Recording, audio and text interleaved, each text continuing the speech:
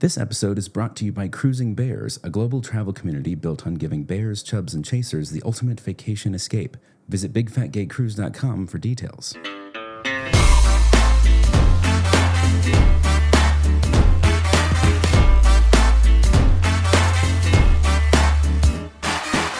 Hello and welcome to the Big Fat Gay Podcast, where we talk about the things that are weighing on our minds. I'm Dan Oliverio, author, public speaker, and chubby chaser, and today I am an excited, hyped up Sunday morning boy. Yes, that's right. We're recording on Sunday morning. It is Sunday. Yes, it's Sunday morning. Yes. And I have so many things to do today, and some of them I actually want to do. Ooh, well, that's a good day. I'm Trevor Keyson. I'm a super chub, and I'm also a Sunday morning boy, but I'm an easy like Sunday morning boy. I got things to do, but I'm going to do them at my own pace. And my name is Michael Willer. I'm a chubby chaser, and I also have a busy Sunday. Is it Sunday there too? Yeah, and busy, if you can believe that. All kinds of fun things to do. I've got gaming playtests to run. I've got D&D to participate in. I've got other things, World Cup matches to watch. It never ends. It's crazy. Hey there, I'm Don. I'm a big chubby guy living here in sunny Hollywood. And today I am very grateful that I am not a churchgoer because I was very happy to stay at home this morning and have some lovely tea and some toast before we get to sit down with all of you, our beautiful listeners. You know, when I was a little boy and we were going to church, the best part of church was leaving and getting pancakes. Oh, yeah. That always seems to be everyone's high point. It's whatever happens immediately after. You know? After. Yeah. We want to thank our sponsors, Cruising Bears. They are having a 10-night Eastern Caribbean and Bimini Beach Club cruise, leaving out of Miami January 25th next year, coming back February 4th.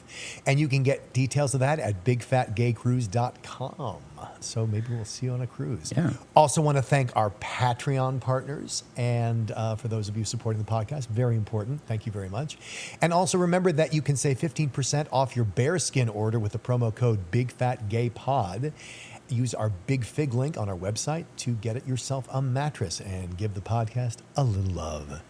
If you want to get in touch with us, one of the best ways, aside from email, is checking out our Discord, where people are sharing all sorts of things. Aren't they, Michael and? Oh, yeah. Yeah. We get into all kinds of shenanigans on that Discord. Shenanigans galore. In fact, we just had somebody request sort of an alternate version of the resources page that we have on our website, which is more targeted towards like gifts for your fat friends and partners. So I thought we had a gift section. There's a gift section, but then there's kind of like, I think what they were requesting was like vetted and discussed by people in the community, like something in the Discord that you could sort of post all of these things and people could talk about them and say, oh yeah, I tried that or I didn't. Oh, okay. I see. As kind of a discussion topic. Yeah. Nice. But speaking of community, we are starting this episode off with a mailbag. Yay!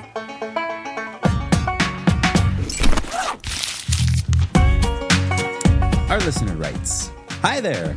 Just wanted to thank you and the rest of the Big Fat Gay Podcast crew for the work you do. It really does make a difference. I recently listened to the episode you guys did on CPAP machines and masks, and it started me down the path I'm now on to get one of my own. Oh, good. Congratulations. The focus you guys have on loving and celebrating your body because of its size and not in spite of it also does wonders for me whenever I start to second guess myself or wonder if I should lose weight to fit in more.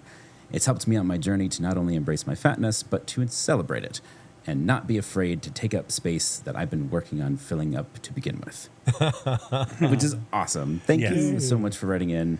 I'm glad that the CPAP episode landed for you, because that was definitely one where it's like, it's hard enough to get people to consider doing the sleep study, the big scary sleep study and all of that stuff. And much less continuing a conversation about like how to improve using a CPAP after you have it and you've been using it for a while. Right? So Trevor, you mentioned in passing that you found like a new like rack that you're thinking about getting for your CPAP mask. We were just discussing Rex. Dan was talking about Rex. I just said I want to get like a little, they have these like hand hooks that you just mount on the wall. And I was thinking about getting that for my... Well, and when you started talking about that, that actually inspired me to like, I have a little side table that I have all my CPAP stuff on. I've never really given it a second thought after I threw my CPAP stuff on there and then never thought about the arrangement of it, the convenience, the logic of the setup. And after talking about it, I'm kind of inspired to redo my CPAP arrangement. Well, I think that's so great because we have so many doohickeys and thingamabobs for like, well, if you have your phone on your nightstand, if you have your phone and your watch on your nightstand, and where do you recharge your iPad? And like, we have all these contraptions that people are dying to sell us, and I'm not. I thought, what about just having a little simple hat rack for your CPAP mask? Yeah. Excuse me, Dan. Yeah. But I use thingamajigs exclusively. So. Are you team thingamajig? Yes. I actually use a gooseneck clip that you can clip onto, in our case, we clip it onto the headboard, and it has a long, kind of like 3 foot long, like malleable but very firm gooseneck on it. And then on the very end of it is just like a clamp. But you could it's like perfect for just hanging your CPAP mask on, and it's within reach. Yeah. And I think the major point of all of this is that, being fat is one of the few, I can't think of another areas of this, where taking care of yourself for being your size is shamed. Yes. And it's like, no, you need to, take care of your equipment. Take care, have a place that features your equipment. Like you would do that. You wouldn't be embarrassed about like, oh yeah, my phone's on my nightstand. I know I shouldn't have a phone on my nightstand. Like, people don't worry about that. Yeah. I want to dovetail what Dan just said with what I was saying before about rearranging my CPAP area. I'm aware of why I didn't rearrange my CPAP area earlier. It's because I don't like thinking about the fact that I use a CPAP. I'm happy to use it. I would come to grips with that. But I don't like thinking about it existing in my space because I guess I'm sort of like still kind of closet ashamed about it. When I confronted that, thought about it, and then realized like, yeah, I'm literally avoiding looking at this space because I don't want to think about it. So taking the time to address it, place it well, get the proper furniture for it, and make it more attractive in my space is going to do good things for my life in general. So it's not just a vanity thing. It's setting up your life. Yes. Mm-hmm. Yeah. All right. Shall we get into some pop culture? Yes, We please, let's certainly do. should. Culture of the pop variety. Although I don't know how popular this is. This sounds like an article out of the Economist. Yeah. Yeah, this is Big Fat Gay Podcast, Dry News Edition. I love this because I did a huge deep dive, surprising no one, into the economics of this. But someone else is setting this up. So from CSA, the business of retail. We're already off to like really dry, crispy news. So we talked about this earlier this year, and it's an update. Menswear retailer DXL rejects buyout offer for a second time. Yes. Yeah. So I don't know if it was the start of this year or the end of last year, DXL announced they were going to be merging with Full Beauty Brands, which is also King Size. It's King Size, Full Beauty. I think there's another fashion imprint. And loads of women's plus size brands. Yes, and we expressed concern about this because it just kind of seemed to reflect the enshittification of everything. Yeah. Concerned Everything about, could be improved by another monopoly. Yeah. But in June, DXL said that its board reevaluated its previously announced merger and decided that the existing terms of the agreement were not in the best interest of DXL stockholders. Yeah. Which you love to see. I mean, I feel like I don't know if I've said this on the podcast. I say it to Dan a lot, that like when things affect shareholder value, they'll change. And like if things get bad enough in the country to where people are like, what about the shareholders? What about their needs? The poor, we can poor see real shareholders. change. Yeah. But so after they rejected this merger with Full Beauty, Zodiac, a acquisition entity of the Comac Fund, made an offer to acquire DXL, and then they rejected the offer. And like I think they kept trying to make more offers. Like what about? We're like, come on, let's make a deal. I can get into it if you want. Yeah. because I tried to investigate, like, who is this and what is this fund? And Exactly. Zodiac makes me think of the Zodiac Killer, and that's just not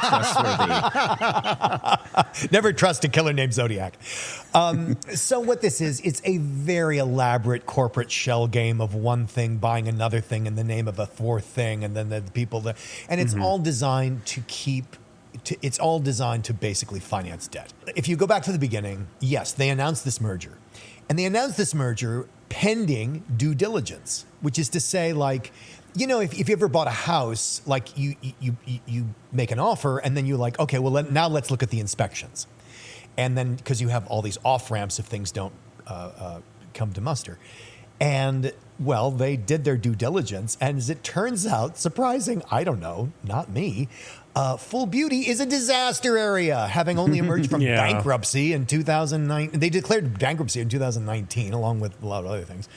But the point is, they're not a great thing to go out and buy. The only reason you would want to buy them is that they own all these other brands, but they're not doing that well, and they're still in recovery. And so then Zodiac, which is, again, the subsidiary of Kamak or something like that. Yeah. They come in, they make an offer. They made an offer at 82 cents a share to DXL. DXL said, thank you, no. And then they came back, okay, 84 cents a share. And they're like, no, because what the only reason you would do this if you are Zodiac is you want to basically own a monopoly so you can sell it off and shitify it. Mm-hmm. Yeah. And the reason they waited for the Full Beauty to be off the table is that would be a total mess, because the only way you can do what these corporate raiders want to do is to load the company with debt. But if they merge with Full Beauty, then they're acquiring more debt. It fucks up the we're gonna enshitify you because you already pre-enshitified you. Right. So when the merger got called off, they moved in. And anyway, it is such a fucking can of worms financially that, like, the board at DXL is like, no, everybody on hold. Stop it, everybody. Good for them, honestly. Well, because it benefits no one. I just love that, like, a win for fat people. Like, I feel like it's been loss after loss after loss, and that, like, I don't know if it's the CEO or just like this. I imagine the CEO is not fat. I like to imagine that there was some fat person in the boardroom who, like, had a very dramatic, like, 90s kind of business movie vibe of, like, I think we're worth more Mr. than Smith that. And goes like, to Washington kind of thing. Yeah. And then there's a RSE, this is what it means to me. I can't sing and spell at the same time. That's not going to happen. I agree with Trevor. Like, I don't want to root for DXL because I still feel like they rip me off every chance they get. Money. 100%. But they are still, like, the only name in town for big man's fashion. Like, I don't have any other. Yeah, I don't have anywhere else to go. Well, you would go to King Size, which is owned by the people they want to buy. And King Size is King worse. Size is nowhere to go. Like, it's an online store, right? I can't. There's no brick and mortar King Sizes. Exactly. Yeah, there's literally no brick and mortar stores for me to go try clothing on, and see what it looks like. Well, can fat people even leave their house? Do they need clothes? I mean, we'll get to that later. Yeah. You know who there is, however, a smaller group, a subset of the large population that doesn't have to spend as much on clothing as us. Only just shell brassiers, as focused on in our next story. Eagle, take us away. Fat Watch 2026. I picture Eagly in a shell bra for this. I was so confused. What the hell is a shell bra? Well, a shell bra, Dan, Yes, is please. a bra made of seashells. That's not and that who comfortable. wears Commonly bras made of worn. seashells, Dan? By Mermaids. Oh, those poor women. We have, Sounds so uncomfortable. It does sound very uncomfortable. but it's support and armor all at once.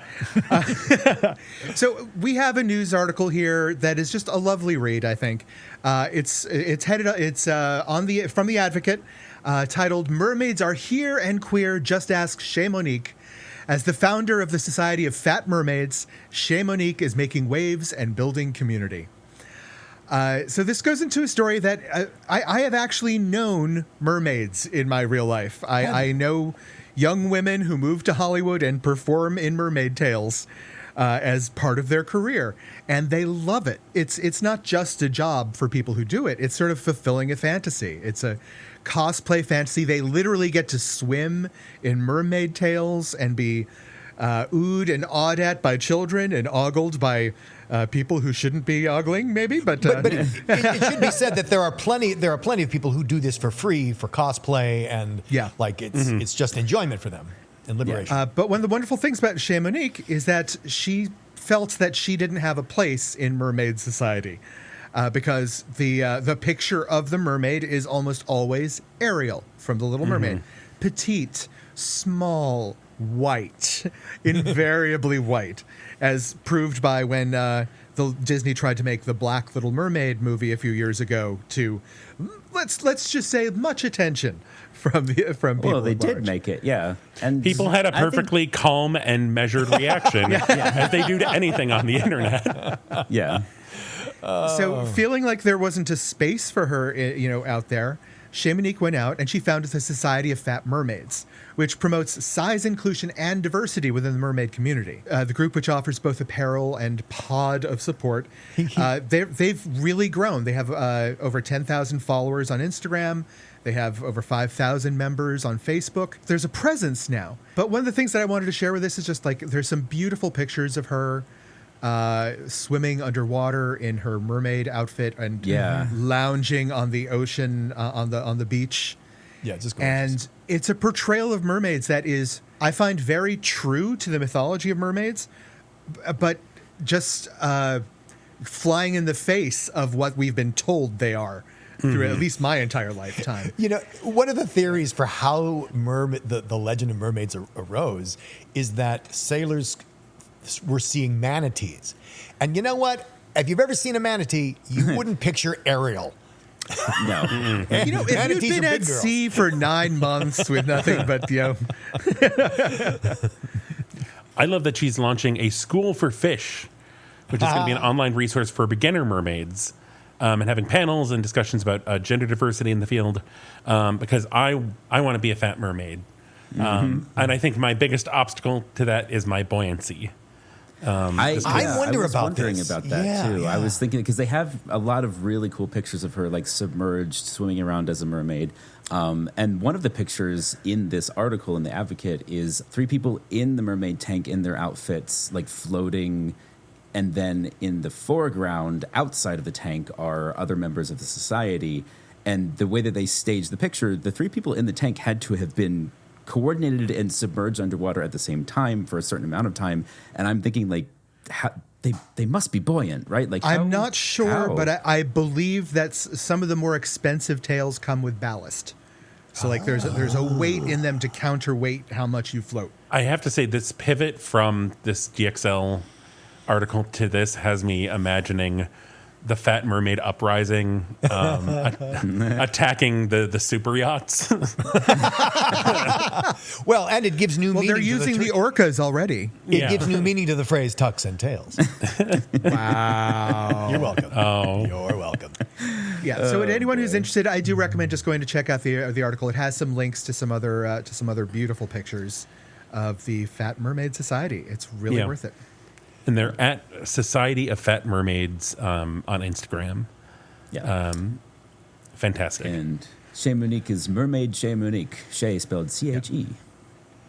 Yes. So I want to say on to our main topic for the day. These mermaids have the right idea. We are in a heat wave, people.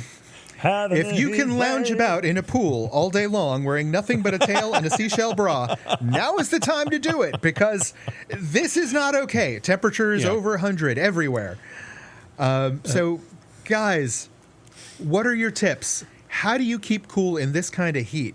How do you keep yourself, your friends, and your family safe from this blazing hot sun that we've got going on? I would say number 1 on the list is hydration and electrolytes. Oh my God, yes. Number 1. And not just water, important. but like Gatorade, if you don't want the sugar, there are lots of electrolyte mixes that don't have sugar or have artificial sweetener. And Gatorade, I think, makes a low sugar and a no sugar variant. Yeah. But you're also dealing with the dyes. You don't have to do Gatorade. You don't have to do Gatorade by any means. No. I've frequently heard just coconut water is highly recommended for this sort of thing. Yeah, well, I don't know the thickness. I don't know much about coconut water, but you got to be hydrated, and especially, you're going to sweat more if it's dry, and you're going to sweat more if it's wet. Yes. Just to tack onto this, ever since moving to the Mojave Desert, where I live, I have learned the importance of hydrating, and again, water not sufficient. Like you need electrolytes. And so every single day, the first thing I do is I mix a giant water bottle full of electrolytes and a little bit of flavor powder just to get actually hydrated. Because when I was the first couple years I was living here, I was just drinking water. I thought that was enough. Foolish. And I was starting to develop some kidney strain. Yeah. And it was not. Yeah, it's so you really gotta, I think, especially if you're getting older, if you do things that are having you sweat even a little bit, but you don't have to be sweating to be dehydrated. Yes. Trevor, I didn't mean to interrupt you. No, I just, to tack onto that, whenever I am at Bigger Bakers or something, I make sure to incorporate, I drink a lot of electrolyte stuff when I know I'm okay, I'm post-workout, I'm dehydrated. But especially in desert heat, I know that's very important for me just because I dehydrate so easily. And that's one of the reasons why I think it's important we bring this up on the podcast, right? For bigger guys, I think this sort of heat it can sneak up on us unexpectedly, right? Oh, yeah. I hit a wall with heat that I am not aware is there until I'm about 2 feet past it, right? I'll just suddenly be done and just to the point where somebody needs to help me get out of the situation, right? So hydration's a big deal on it. Figuring out ways to keep cool. A popular trick I saw on lots of websites when I was prepping for this episode is the rice and sock method. Ooh. Have any of you heard of this? I have not. Okay, I saw this all over the place. What they're suggesting is you fill a sock with dried rice, right? Tie it off so that it's now a closed tube, and then freeze that. Apparently, it takes less energy to freeze the rice than it does water, and it holds the cold for about half an hour after the fact. So then you can use that as a sustainable cold pack that you can kind of keep putting in and out of the fridge. It won't hurt you like frozen water would, and it won't take as long to freeze as frozen water. So they recommend this for daily use, walking around. You can kind of keep it close to your body to keep you cool, the same way you would a hot pad. They also recommend it as a method to cool down your bed before going to sleep at night. Question. This might seem a stupid question until I kind of think it through. Do they mean uncooked rice or cooked rice? Because that would make a huge difference. Dried rice. Dry uncooked. rice. Uncooked rice. Yes. I wonder if it would also work with cooked rice because there's more moisture. I feel like that could get kind of gross pretty quick. Yeah, you want a bag of rice mush underneath your boob? I think that would ruin the sock for sure. Do not take Dan's tip of cooking the rice. It wasn't a tip. It was a question. It was a question. In the interest of science. It is so bad that I saw this happened to come across this article about the things that the various teams in the World Cup are doing to keep their players cool, which involves they have these vests that they put on, that they wear. They also have, if they're pre-game, they have these fully puffy jackets, long sleeve jackets that create a pocket of air insulation. Oh, they're inflatable jackets, right? Yeah, and I'm not saying people should do this. I'm just to illustrate the point of how freaking hot it is right now. They have things to wear over their cleats to cool their feet, which, as somebody who has played with hot soccer feet, that is a thing. It causes blisters like crazy. So maybe, I don't know what the civilian equivalent of that would be, but definitely it's a real thing. Interesting. I mean, my brother lives in Florida, so that just gives you, it is humid hot. Yeah. And he is a chef. Oh. And he is a chef in a very tiny, it's a small restaurant kind of on a boardwalk, and it does not have air conditioning. And so he is in a hot kitchen in southern humidity cooking. And That's it like is heat stroke. Yes. And he prepares basically on like days when it's going to be especially hot and busy. He calls them suicide kits. And I think it's because you are so overheated you want to kill yourself. And it is basically, they make like the dish rag you can wrap around your neck, get them wet, freeze them, and fill tubs with ice water so they can just dunk their face and arms in it to rapidly cool down. Yeah. Another one to suggest to your brother. I read this on a couple websites too. It's called the Egyptian window. Apparently, it's something that's been used since ancient Egypt. They would take a cloth, soak it, and then hang it in the window. Not blocking the window, but in the window. Apparently, the convection of air moving past that wet towel, it's not going to make your house pleasant, but it will lower the house by a couple degrees if you do it consistently. If you're looking at trying to cool down your house with outside airflow, something that I read recently was if you can open either window or door on opposite sides of your house or apartment, but keep one of them just sort of cracked. And then the other one, like if you have a door that you can kind of like swing open and kind of create like pressure movement, will sort of suck air out at a much greater rate. This is an add-on for Michael's suggestion. My father used to do this all the time. I have no idea if what he told me is accurate, but he would set up a fan blowing out the door at one of those spaces, and he claimed it created greater draw to kickstart the airflow. Yeah, so I mean, the pressure differences would be the best, but yeah, that would work. But this is predicated on the idea that it's the sun's gone down and it is hotter inside your house than outside. Yes. Yeah, if your house doesn't cool down, which I ran into that in the place I lived in LA before I moved here. Old place, no insulation anywhere. It was just, built in the 20s, like literally just fucking plaster and plywood. And it would get really, really hot during the daytime, but it would also cool off really, really quickly.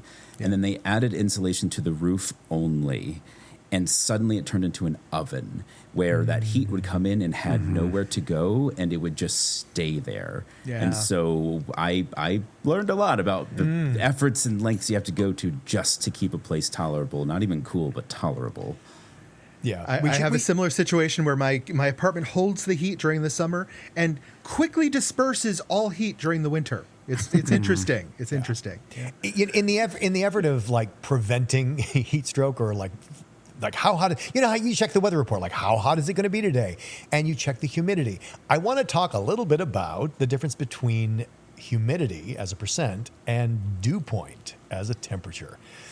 I did this deep dive and I realized that I've been lied to. Percent humidity is not really how you perceive humidity. And this is the best way I can explain it. Imagine you had a glass of beer. So percent humidity tells you what percent of the glass has beer in it. It doesn't tell you how much beer you have. Dew point tells you how much beer you have. So here's the deal. The percent humidity is how much water the air can hold at that temperature. But that's not relevant to you as a sweating human being. You as a sweating human being are, your body temperature is, let's say 98.6. Your skin temperature is something like, 85 or 90. And the relevant thing about humidity is you can't sweat, right? That's the problem with humidity is when the humidity is high. So are you saying the dew point is the point where water will start evaporating? Yes. Well, where it condenses. And here's the thing. Gotcha. Regardless of the other temperatures, if you see that the dew point is above 60 degrees Fahrenheit or about above 16 degrees Celsius, it's going to be muggy. And the farther it climbs, the more humid it's going to be. Why do you care? Well, because it's going to deal with your comfort. So, it could be that it's 63 degrees and 85% humidity. Well, you don't feel muggy. And sometimes it's 85 degrees and 70% humidity. And oh my God, I'm dying. Because it's not the percent humidity, it's the dew point. I mean, that does explain a lot of the discrepancies I've noticed, like living out here and being like, Man, humidity's 50%. Really? Didn't Yeah, feel that didn't bad. feel And fine. that's because it's not actually about that, apparently. It's about the dew point. I'm going to throw out another suggestion for some of our bigger guys. This is not for all of us. This is for some of us. I am one of them. You know who you are. During weather of this type, it's time to complain. It's time to advocate for yourself. If you are sweating and having a hard time, now is not the time to shut up, suck it up, and decide, like, I'm going to be manly and push on through. Nope. Now is the time to complain. If you are about to suffer heat stroke, get your ass indoors. There is nothing Don't be manly about manly. passing out and Be having baby. your ass dragged inside. I would add on to that for a tip for the chasers. So England has been going through a mega. I mean, the entire planet has been going through a uber heat wave, but the past couple weeks it's been really bad in England, and I have a chaser friend there who I was checking in on because he works in London but lives in Liverpool. So I was like, I know London's really bad, but Liverpool's more coastal, so I don't know if it's better. And he's like, it's bad, but he has a chub friend in London who's like, I know a super chub who I was really worried about with this heat. So I went over to his place and I brought him some popsicles, and I offered to help him take care of stuff around the house so he doesn't have to move in the heat and get, just sweaty and like overheated and then not be able to cool down because Northern Europe does not there. have a lot of air conditioning commonly. What a kind friend. That's really nice of him. But I think if you just, chasers and just non-chase, straight size listeners, if you have fat friends or family, think of ways you can support them. I think in the US we have more air conditioning, but just air conditioning breaks down. It's hard to, maybe you've been putting off getting AC and now you're in a heat wave and you can't get an air conditioner. Providing space, like inviting people into your space to cool down, bringing them popsicles and electrolyte stuff, and offering to help them with stuff. Maybe, if they don't drive or something, offer to take them to appointments or whatever so they can be in an air-conditioned vehicle and just, not have to worry about navigating an overheated world in a body that overheats very easily. Just to underscore how dire this is, I'm looking at numbers from UN News right now. Currently, in 2026, we're looking at over 2,700 deaths in France and over 5,000 deaths in Germany related to heat-related issues. So this is some serious shit. So take it seriously, guys. Complain if you are hot. Get your butt out of that hot area into somewhere cooler. Also, this is not the time to enforce your rule about, I must always wear an undershirt and then a shirt and then an overshirt. This is not the time to wear 3 layers of clothing. Yeah, if you're stifling in your own clothing, good Lord. That was going to be my sort of tip or suggestion, I guess, is I love going on walks, but out here it's way too hot and frankly dangerous to go on a walk during the daytime in the sunlight unless you are just lathering up with sunscreen every time. And so I go on walks at night where it is still 100 degrees outside, but it's nighttime. And the way that I'm able to kind of tolerate that for 15 or 20 minutes is the difference switching from T-shirts to tank tops is noticeable. For most of my life, I really didn't think it would make that much of a difference. It really does. So if you just need a little bit of a break and you can't just go like shirtless, like at home, if you just don't wear anything, that's going to be your coolest option. But having like a tank top, if that is something you can get away with in the social setting, highly recommend. Shorts. I would also explore clothing options because I know for me, depending on the dew point. Thank you, Dan, for that. You're so welcome. I sometimes find that I'm more comfortable in like a cotton T-shirt than a tank top because if I'm sweating, I need something to absorb the sweat. Otherwise, I'm just kind of wet and sweating, and I'm not cooling down just because I'm just so sweaty. Yeah, I learned this the hard way. So I would wear business casual stuff to teach or to do seminars, and I couldn't figure out why I was always so overheated, and my students were like complaining how cold it was.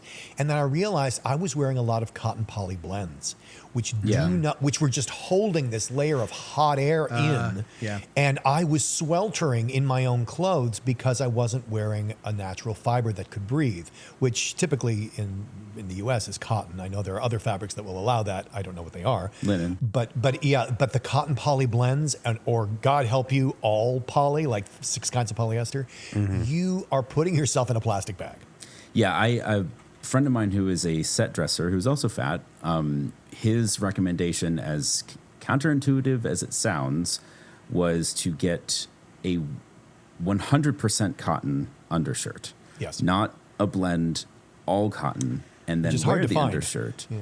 Which is, and it's probably going to cost a little bit more. But his point was, I think to Trevor's point, that it is way better at breathing, but also kind of wicking away moisture and keeping you from chafing in a way that is way more comfortable than I haven't tested this myself because I don't tend to wear undershirts like ever. I don't think I've ever in my life worn an undershirt. Breathability is absolutely the most key thing. But one last suggestion before I forget. Also, for some countries, this is so obvious, but I think for a lot of us in like the U.S., less so. Extremely wide-brimmed hats. Oh, God, yes. You're Dan just got a literally hat. carrying your shade around with you, right? I have a hat story. When I say wide-brimmed, I'm actually meaning like you're looking for shadow from your hat, hopefully to cover up a good portion of your shoulders at least. Yeah, right? not a baseball So cap, yeah. It's not necessarily the most manly of looks, but it is literally much more comfortable and might save your life. So give it a shot. Exactly. This is the story of Dan bought a hat. And we were at a botanical garden. We were at the Huntington, and we were in the gift store. I'm like, plus, I have this big, ever widening bald spot. I'm like, I really need a hat. I need a hat, and I never wear hats because I look friggin' awful in hats. And it's only recently that I figured out why I look awful in hats. Like, why does everybody else look okay in hats, and I look like an absolute idiot in a hat? And it's because my ears stick out so far, and so I inevitably look like dopey anytime I put a hat on. So, but this is, I'm at an age where like, fuck the looks, I need a hat. And so I get this hat. It's sort of like a cross between, I don't know, Indiana Jones and something mesh, it's a stylish hat. It would look good on, a normal person, but not me with big ears. So I'm wearing this hat and I walk out and like, oh my God, because I've never worn hats before. The difference in my comfort, in the reduction of glare, I was blown away. Again, because I spent my life not wearing hats because I look like an idiot. And I'm like, fuck the idiot part. This is so amazing. It makes such a big difference, doesn't it? Oh my God, it was life-changing. I'm the same way. I hate the way I life-changing. look in a baseball cap, but when I wear a baseball cap, I don't have to worry about glare. I don't have to wear sunglasses. It's awesome. Yeah. I mean, the last thing I would say is something I will take on like vacation, or if I'm going to be out a lot, is like a little just kind of handkerchief so I can like dry my forehead if I'm just starting to get sweaty. And a portable fan. He has a little USB rechargeable portable fan. Yeah, that's a good idea. But even just the hand fans, if you don't do the rechargeable thing, the hand fans can be very useful. And dramatic. And dramatic. One last suggestion from the websites. And even the websites will admit this is a very temporary solution, but apparently a very satisfying one. Freezing your underwear. Oh, yeah. Apparently, like you put them on, it'll be bracing, and it'll give you a couple minutes of get up and go. But the other suggestion they had that never occurred to me was freezing your sheets, and then putting that on your bed before you go to bed. They warn you it's going to warm up like within Obviously. 10 minutes or so, but that 10 minutes you get may be enough for you to fall asleep. So I mean, growing up in the Midwest, in Chicago area, very humid summers. Although I don't know the dew point, but I think it was probably more than the humidity. And we didn't have AC, and the underwear and like a t-shirt in the freezer, and then just putting that on before bed would just kind of cool you down enough, and then that you just need one breeze through the window, and then you can pass out. Just one, please. Just one little breeze. just got to fall asleep before it gets hot again. That's all you need. Yeah. I think the same tip applies for sheets and bedding as well. Avoid synthetics. those Oh, yeah. are where you're going yeah. to really overheat. Bamboo is great for a naturally cooling Does it breathe? material. Okay. It breathes, and there are different thicknesses, and depending on what kind of like blanket or sheets you like, they're also very, depending on the quality, they're also very comfortable. They have this kind of like all like semi-silky feeling almost. Really, really, they are not the most durable to washing. That's the problem that I've I had encountered. some bamboo sheets that pilled very quickly. Yeah. Yeah. So if you wash them on with heat or dry them with heat, it'll destroy them, which is unfortunate because sometimes that's necessary. But that said, if you're finding that you're just overheating while you're trying to sleep, it might be because you have synthetic sheets. A lot of bearskin stuff is bamboo, so you can have matching breathable sheets and underwear. Oh, there you Yes, go. the anti-chafe undergarments, hugely, hugely valuable. Trevor, do we have a tip for the day? I think we just gave a whole bunch of tips. Dew Point electrolyte drinks, underwear in the freezer, portable fan Hats. while you wait for your underwear to do. freeze, and a hat. Nice. Let us know if you have any big boy cooling tips or chaser tips on how to cool down your big boys. My favorite way to cool off is nice hugs from very cool-skinned chasers. It's a very nice way to. It's a very nice way to cool off. Yep. So for our bit for the day, I thought we would just visit a quick conversational topic here. So I was inspired by this by a couple years ago. I talked about this on the show once before. I went to a Samoan cultural festival. It was like in the height of August, beautiful day, but burning sun. It was like 100-something degrees, not much shade. But I got to try my first Samoan dish, right?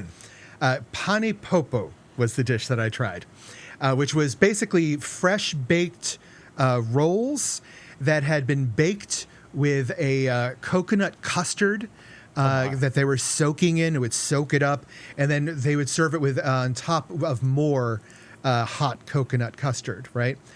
This dish was delicious. It was phenomenal. I've never had anything quite like it. It was wonderful. And the worst possible thing to eat in August Californian weather. The heat of the custard, the heaviness of the dairy, the sugar. No, I was not feeling great for the rest of the day. So the whole point is, for every refreshing slice of watermelon out there, for every bomb popsicle pop that someone is sucking by a lake, there is a Pani Popo out there, a mine waiting to destroy your summer day. Gentlemen, what are some of the worst foods that you could imagine bringing on a hot summer picnic? Dan, I see your hand up. What food are you thinking about, Dan? Well, what was it called? Pane popo? What was it called? Pane Popo. Okay, well, I think I can improve the uncomfortability of that dish. I think what you need, in addition to the dairy, in addition to the temperature, in addition to the viscosity, you need some seafood. And so what I'm pitching is the world's worst summer food would be clam chowder. Oh, a nice New England thick clam chowder. Thick clam chowder. Rich with butter and cream and potatoes. Piping hot. Piping hot. Oh, yeah. All the dairy of it is already just looming in front of me. Come back to me. I have even more ideas for your discomfort. Trevor, what are you thinking?